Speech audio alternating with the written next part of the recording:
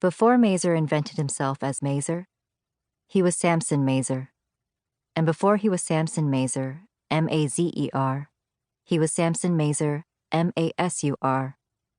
A change of 2 letters that transformed him from a nice, ostensibly Jewish boy to a professional builder of worlds. And for most of his youth, he was Sam, S-A-M, on the Hall of Fame of his grandfather's Donkey Kong machine. But mainly Sam. On a late December afternoon, in the waning 20th century, Sam exited a subway car and found the artery to the escalator clogged by an inert mass of people who were gaping at a station advertisement. Sam was late. He had a meeting with his academic advisor that he had been postponing for over a month, but that everyone agreed absolutely needed to happen before winter break. Sam didn't care for crowds, being in them, or whatever foolishness they tended to enjoy en masse. But this crowd would not be avoided. He would have to force his way through it if he were to be delivered to the above-ground world. Sam wore an elephantine navy wool peacoat that he had inherited from his roommate Marks, who had bought it freshman year from the Army-Navy surplus store in town. Marks had left it moldering in its plastic shopping bag just short of an entire semester before Sam asked if he might borrow it. That winter had been unrelenting, and it was an April nor'easter. April, what madness, these Massachusetts winters, that finally wore Sam's pride down enough to ask Marks for the forgotten coat.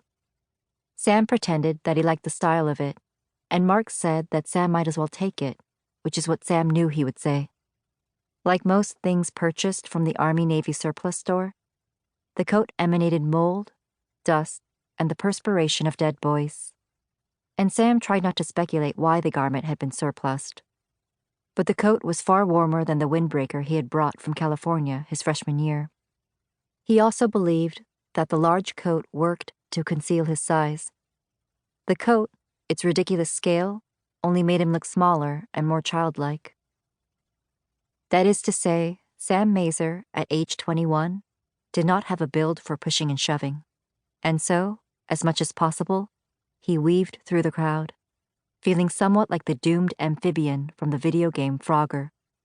He found himself uttering a series of excuse-me's that he did not mean. A truly magnificent thing about the way the brain was coded, Sam thought, was that it could say excuse me while meaning screw you. Unless they were unreliable or clearly established as lunatics or scoundrels, characters in novels, movies, and games were meant to be taken at face value, the totality of what they did or what they said. But people, the ordinary, the decent, and basically honest, couldn't get through the day without that one indispensable bit of programming that allowed you to say one thing and mean, feel, even do another. "Can't you go around?" A man in a black and green macrame hat yelled at Sam. "Excuse me," Sam said. "Damn it, I almost had it," a woman with a baby in a sling muttered as Sam passed in front of her. "Excuse me," Sam said. Occasionally, someone would hastily leave, creating gaps in the crowd. The gaps should have been opportunities of escape for Sam, but somehow they immediately filled with new humans, hungry for diversion. He was nearly to the subway's escalator when he turned back to see what the crowd had been looking at. Sam could imagine reporting the congestion in the train station, and Mark saying, "Weren't you even curious what it was? There's a world of people and things if you can manage to stop being a misanthrope for a second." Sam didn't like Mark's thinking of him as a misanthrope, even if he was one, and so he turned.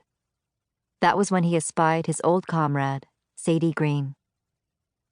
It wasn't as if he hadn't seen her at all in the intervening years. They had been habitués of science fairs, the Academic Games League, and numerous other competitions, oratory, robotics, creative writing, programming. Because whether you went to a mediocre public high school in the East, Sam, or a fancy private school in the West, Sadie, the Los Angeles Smart Kid circuit was the same. They would exchange glances across a room of nerds. Sometimes she'd even smile at him, as if to corroborate their détente.